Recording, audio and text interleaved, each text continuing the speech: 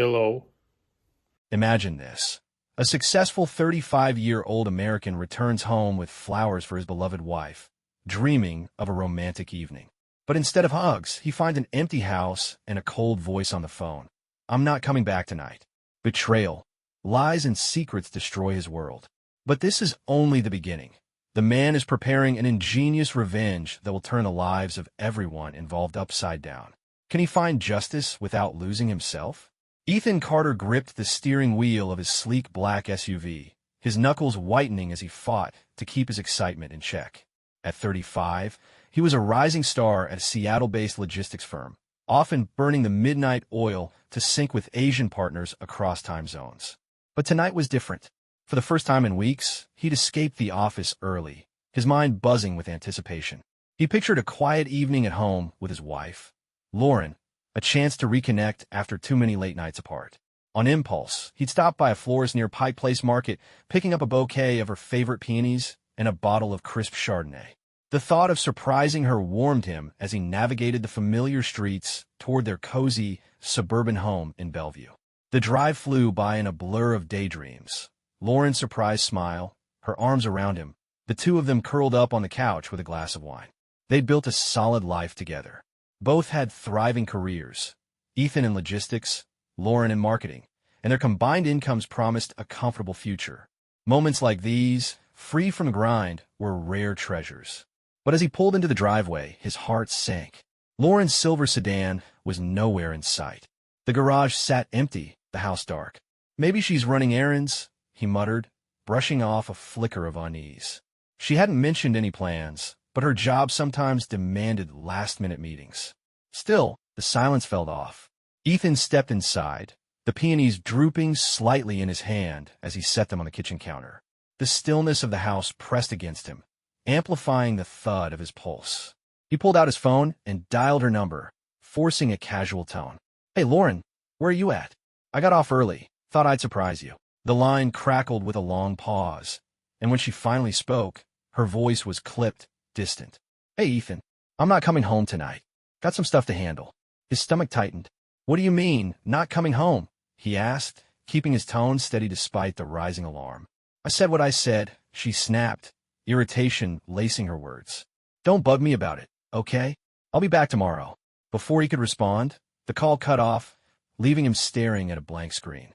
He stood frozen in the dim kitchen, the bouquet and wine bottle mocking his earlier optimism. Lauren had never sounded like that, cold, dismissive, almost hostile. They'd had their share of arguments, sure, but this was different. A gnawing suspicion clawed at him. Where was she? Why the secrecy? He tried to rationalize it. Maybe a work emergency, a late client dinner, but the edge in her voice lingered like a splinter. Sleep eluded him that night. He paced the living room, replaying her words, each loop tightening the knot in his chest. By morning, exhaustion had dulled his excitement into something sharper, more restless. When Lauren's car finally rolled into the driveway at dawn, Ethan was already at the kitchen table, a cold mug of coffee in hand. She walked in, her auburn hair tousled, her expression blank. "Morning," she said curtly, brushing past him toward the stairs. "I'm gonna shower." No explanation, no warmth, just a stranger in his wife's skin. He watched her go, anger simmering beneath his fatigue. Something was wrong, and he wasn't about to let it slide. While she was upstairs, he slipped out to her car, his curiosity overriding any guilt. The passenger seat held her tablet, still unlocked. He tapped the navigation app, and an address popped up, a residential street in Capitol Hill, miles from her office. His pulse quickened. Then, in the glove compartment, he found it. An open pack of condoms, one missing. The discovery hit like a punch. They hadn't used protection in years, not since they'd started talking about kids. His mind raced, piecing together the fragments. Her absence, her tone, this damning evidence. When Lauren emerged from the bathroom, wrapped in a towel, Ethan was waiting. He tossed the pack onto the table between them, his voice low and tight. "Care to explain this? Work-related, I assume." Her eyes flicked to the condoms, then back to him, narrowing with defiance. "You went through my car?" she shot back, dodging the question. "Who were you with last night?" "Lauren," he pressed, his calm fraying. She sighed, crossing her arms. "Fine. It was Ryan, my boss." He's been covering for me at work. I owed him a favor. It was one time, Ethan. Let go. I love you." Her words hung in the air, a flimsy shield against the betrayal sinking into him. "A favor. One time. Let go." He stared at her, searching for remorse, but found only impatience. Inside, a storm brewed, hurt, rage, disbelief, but he forced a slow nod. "Okay," he said quietly, his mind already shifting gears. "We'll forget it." Lauren's shoulders relaxed, a faint smile tugging at her lips. She had no idea he was lying. Ethan wasn't the type to forget. He'd built his life on trust and pride, and she'd just torched both. As she turned away, oblivious, he clenched his fists. This wasn't over, not by a long shot. Ethan Carter sat in the dim glow of the living room, the untouched bottle of Chardonnay still mocking him from the kitchen counter. Lauren's confession echoed in his skull. "It was Ryan, my boss. I owed him a favor. It was one time."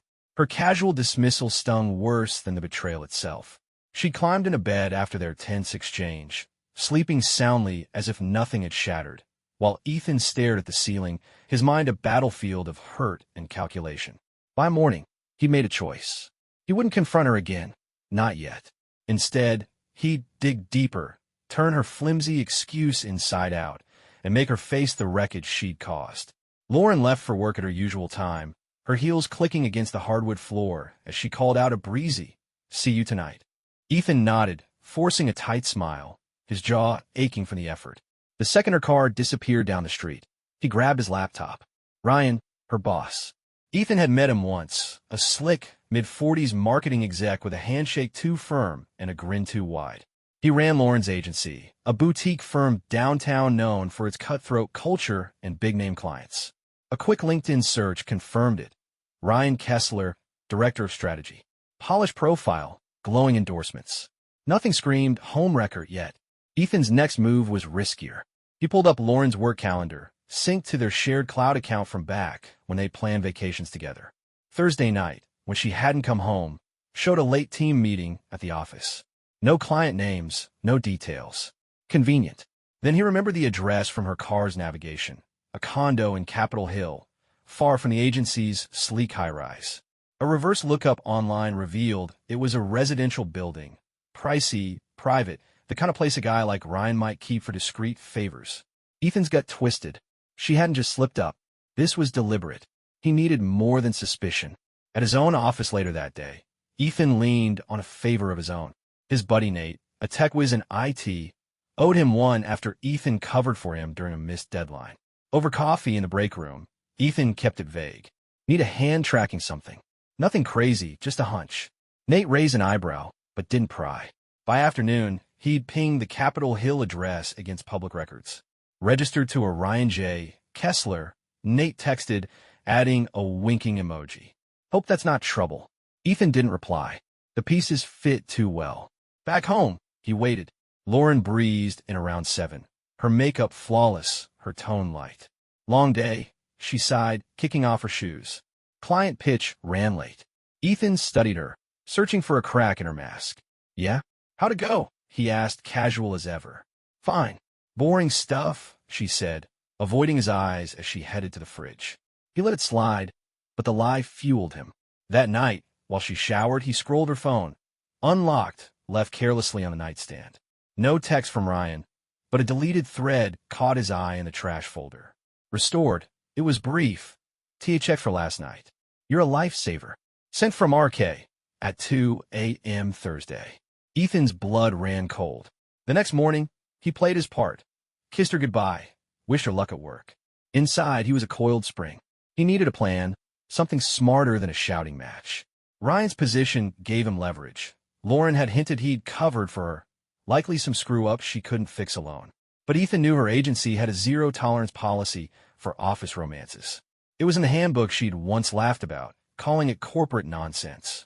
If he could expose them without tipping his hand, the fallout would handle itself. He started subtle.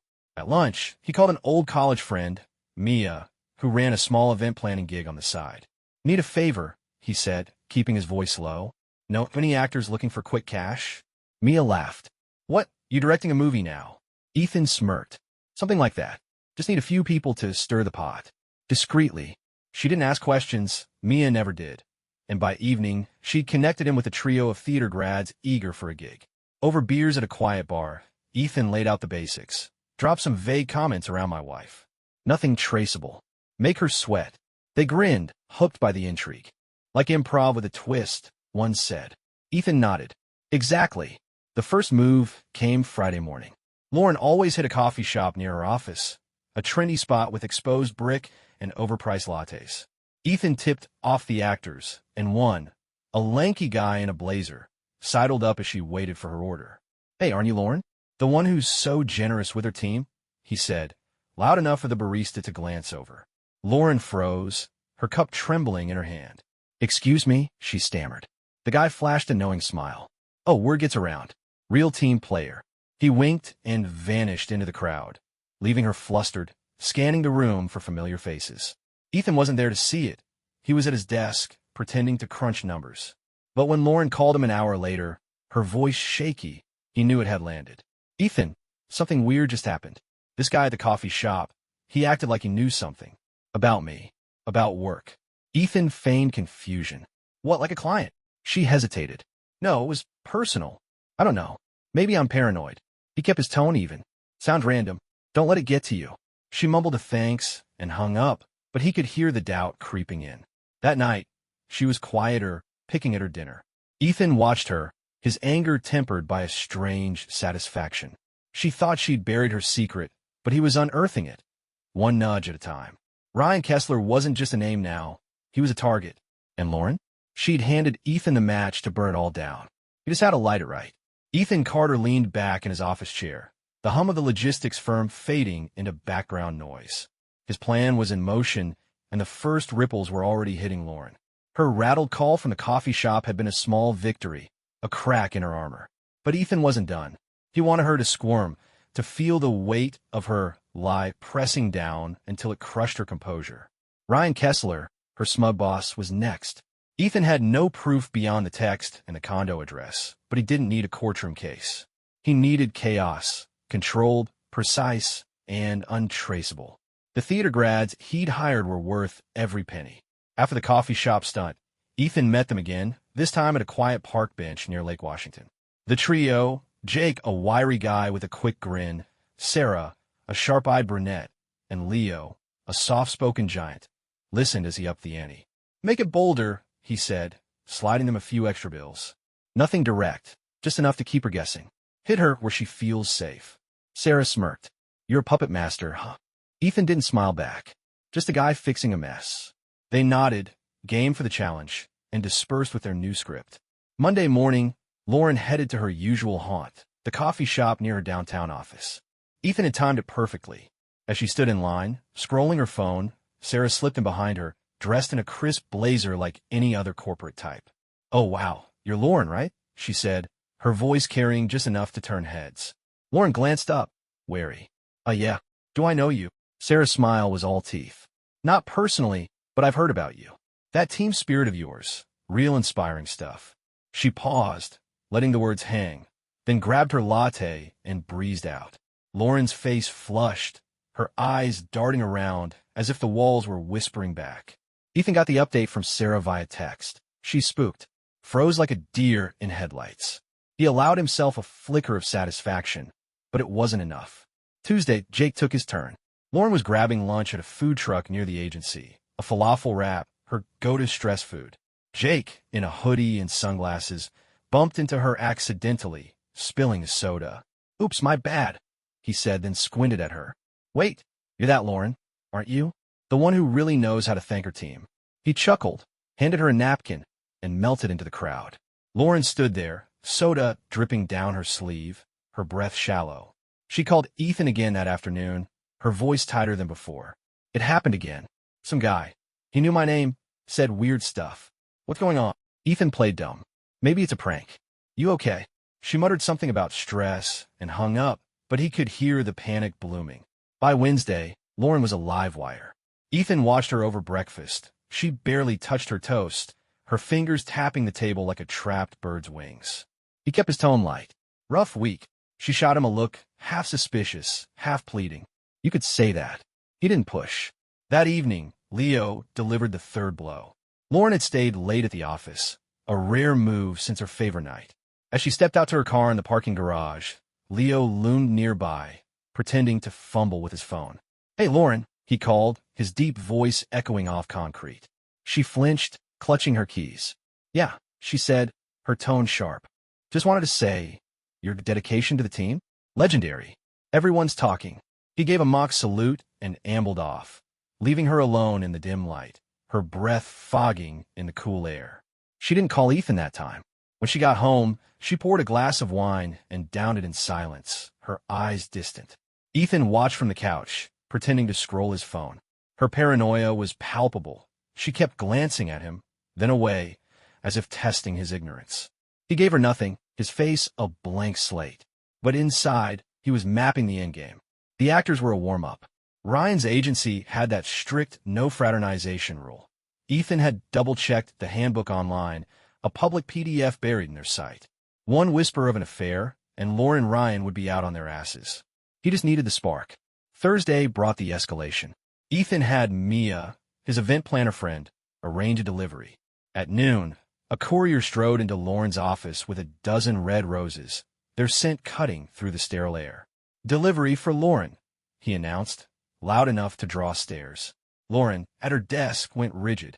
The card, in looping script, read, "To the most dedicated teammate, Ryan." No last name, no proof, just enough to ignite whispers. Colleagues smirked. One muttered, "Someone's got a fan." Lauren snatched the bouquet and shoved it under her desk, her cheeks burning. She texted Ethan minutes later, "Did you send flowers? Tell me the truth." He replied, "Nope." Secret admirer. Her silence was deafening. That night, she cornered him in the kitchen, her voice low and trembling. "Ethan, I don't know what's happening. People are acting like they know something. It's freaking me out." He met her gaze, calm as stone. "Like what?" She faltered. "Just work stuff. I don't know." He shrugged. "Maybe it's in your head. You've been stressed." She stared at him, searching for a lie, but he held steady. After a beat, she retreated upstairs, leaving him alone with his thoughts. Ethan knew she suspected him, but she had no proof, and he'd left none. The actors were ghosts, the flowers untraceable through Mia's cash deal. Lauren was unraveling, and Ryan was next in the crosshairs. Ethan had one more card to play, a big one. He learned Ryan was pitching a major client Friday. A public slip at the right moment could topple them both. As he sipped his coffee, the plan crystallized. Lauren thought she'd buried her secret. She was wrong. Ethan was about to dig it up and let it bury her instead. Ethan Carter woke early Friday, the Seattle sky a gray smear beyond the bedroom window. Lauren was still asleep, her breathing uneven, her face tense even in rest. The past week had worn her down.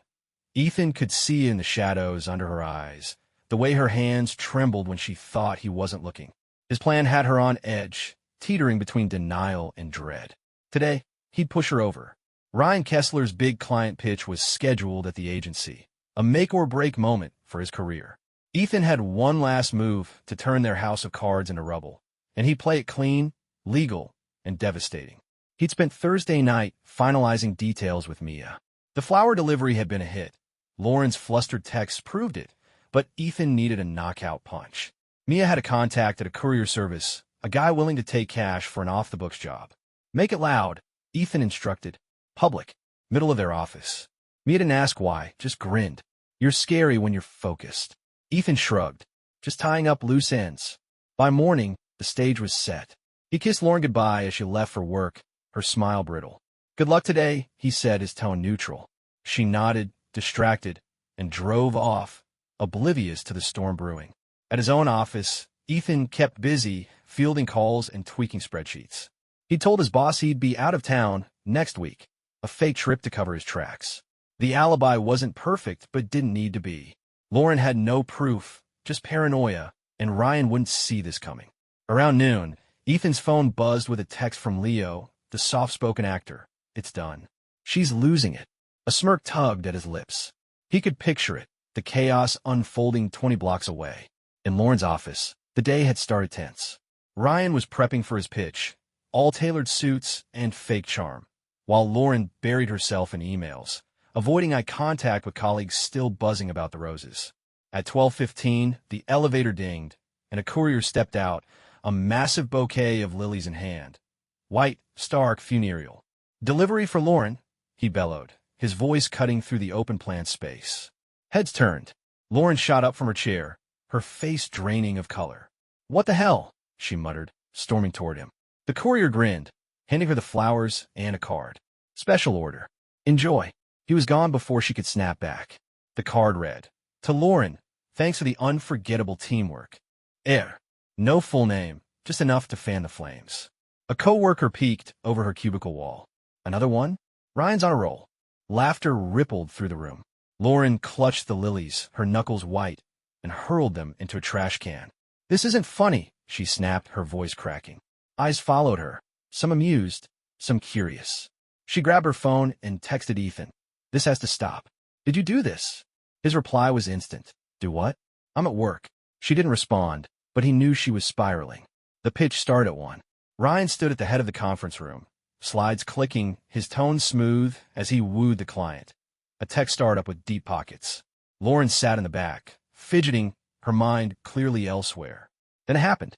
Sarah, the sharp-eyed actress, slipped into the building, dressed as a junior staffer, badge borrowed from Mia's stash.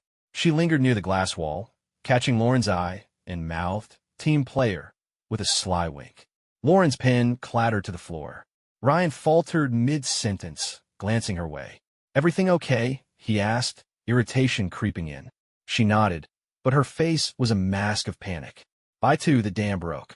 Back at her desk, Lauren overheard 2 colleagues whispering. "Her and Ryan? No wonder she's untouchable." It was the last straw. She stood, her chair scraping loud enough to hush the room. "You want the truth?" she shouted, her voice raw. "Fine. Yes, I was with Ryan. One stupid night, because he bailed me out at work. Happy now." Silence swallowed the office. Ryan, just out of the pitch, froze in the doorway, his tie askew. "Lauren, what the hell?" he hissed, but it was too late. Phones were out, fingers typing. The rumor mill roared to life. Ethan got the call from Lauren at 2:30. "It's over," she sobbed. "I freaked out, told everyone. They're all staring at me." He kept his voice steady. "What did you say?" She choked out the story, her outburst, Ryan's stunned face. "I don't know who's doing this, but it's ruining me." Ethan sighed, feigning concern. "Come home. We'll figure it out." She hung up, and he leaned back, the weight of his triumph settling in. The agency's no fraternization rule would handle the rest. HR wouldn't ignore a public meltdown like that. When Lauren burst through the door an hour later, she was a wreck, mascara streaked, hands shaking. "Ethan, I can't take it," she yelled, pacing the living room. "Someone's targeting me. Random people, flowers, all of it." She grabbed a cushion from the couch and flung it at the wall, her breath ragged. "You have to believe me. I'm not crazy." Ethan stood, calm as ever. "I believe you're upset. Sit down, talk to me." She glared at him wild-eyed. "You're too calm. Did you do this?" He met her gaze, unflinching. "Why would I? You said it was one time. I let it go, remember?" She faltered, doubt flickering in her eyes, then sank onto the couch, burying her face in her hands. Ethan watched her, his pulse steady. She'd cracked, just as he'd planned. Ryan's pitch was probably toast, clients didn't like drama, and their careers were on the chopping block. He'd stayed clean, no calls, no texts, just whispers and flowers. The cushion hit the wall, not him, keeping it safe, contained. But as Lauren sobbed, a pang hit him. Not guilt, not yet, just a hollow ache. He'd won this round, but the game wasn't over. One more push, and they'd both feel the fallout. For now, he let her unravel, the architect of her ruin hiding in plain sight. Ethan Carter stood in the kitchen, the morning light slicing through the blinds. The house felt hollow, Lauren's sobs from last night still echoing in his mind. Her outburst at the agency had been the spark he'd planned. Public, messy, irreversible. By now, the news would have reached HR, and Ryan Kessler's polished career was likely crumbling alongside hers. Ethan had won, but the taste of victory was bitter, muted by the quiet that followed. He'd spent weeks orchestrating this, pulling strings from the shadows, and yet, as he sipped his coffee, a question gnawed at him. Was it worth it? Lauren emerged from the bedroom around 10, her eyes red-rimmed, her hair a tangled mess. She'd barely spoken since collapsing on the couch last night, her defiance replaced by a fragile stillness. "I got a call," she said, her voice hoarse. HR wants me in Monday. Emergency meeting. She looked at him, searching for something, sympathy, maybe, or guilt. Ethan kept his face neutral. What for? He asked, though he knew. She sank into a chair, staring at the table. They didn't say. But after yesterday, everyone knows Ethan. Ryan's screwed too. He texted me last night, freaking out. Said the client pulled out after the pitch went south. Ethan nodded, stirring his coffee. The agency's no fraternization rule was ironclad. He'd banked on it. Lauren's meltdown, caught on half a dozen phones, was more than enough to trigger an investigation. Ryan's panic was just collateral damage. Sounds rough, Ethan said, his tone flat. She glared at him, her hands curling into fists. Rough? My life's falling apart, and you're just sitting there. Don't you care? He met her gaze, steady as ever. I cared when you lied to me. You made your choice, Lauren. Her lips trembled, but she didn't argue. The fight had drained out of her. By afternoon, the fallout was official. Lauren's phone buzzed with an email. She read it aloud, her voice breaking. Suspended pending review. Effective immediately. She dropped the phone, burying her face in her hands. They're going to fire me. I know it. Ethan watched, silent. Ryan's fate came via a forwarded message from a coworker. Kessler's out. Packed his desk this morning. Total shit show. The agency had moved fast, cutting ties to save face. Ethan had expected it, but seeing Lauren unravel, curled up, defeated, stirred something he hadn't anticipated. Not regret, exactly, but a hollow ache where their old life used to be. She tried to claw back control that evening. This is your fault, she snapped, pacing the living room. Those people, the flowers, it was you, wasn't it? Ethan leaned against the counter, arms crossed. You've got no proof, Lauren. You did this to yourself. Yelling in the office, spilling your own secrets. She grabbed a mug from the sink and hurled it at the wall, ceramic shattering across the floor. I hate you, she shouted, tears streaming. Ethan didn't flinch. Then we're done, he said, calm as ice. I'm filing for divorce. Papers are ready. Her eyes widened, the fight flickering out. You can't, she whispered. I can, he replied. And I will. He prepared everything weeks ago, after finding the condoms. His lawyer had the documents, grounds of infidelity, plus the mug incident as a bonus. No violence, just evidence of her instability. He'd pushed for 80% of their assets, citing her betrayal and his steady income. Lauren's suspension made her case weaker. She'd have no leverage. That night, he slept in the guest room, the divorce papers locked in his briefcase. She didn't follow, didn't beg. The silence was louder than her screams. Monday came, and Ethan called in his out-of-town excuse, staying home to pack. Lauren left for her HR meeting, her face a mask of resignation. By evening, she returned, fired as predicted. She found Ethan loading boxes into his SUV. Their house was on the market, a for sale sign already staked in the yard. You're leaving? She asked, her voice small. He nodded. We're done, Lauren. I can't live with this, with you, anymore. She clutched her bag, eyes darting to the sign. What about the money? Ethan paused, then said, 80-20 split. My favor. Take it or fight me in court. Your call. She stared, stunned. You planned this, she murmured. He didn't deny it. You cheated. I reacted. That's the story. The divorce went smoother than he'd expected. Lauren fought at first, demanding half, but Ethan's lawyer played the recording of her mug-throwing tantrum, caught on their kitchen camera, a detail she'd forgotten. She caved, settling for 20%. The house sold fast, and Ethan pocketed a share, moving into a sleek condo downtown. Lauren faded from his life, her career in tatters. Ryan, too. Word spread he'd taken a low-end gig at a startup, his reputation trashed. Ethan had dismantled them both, step by calculated step.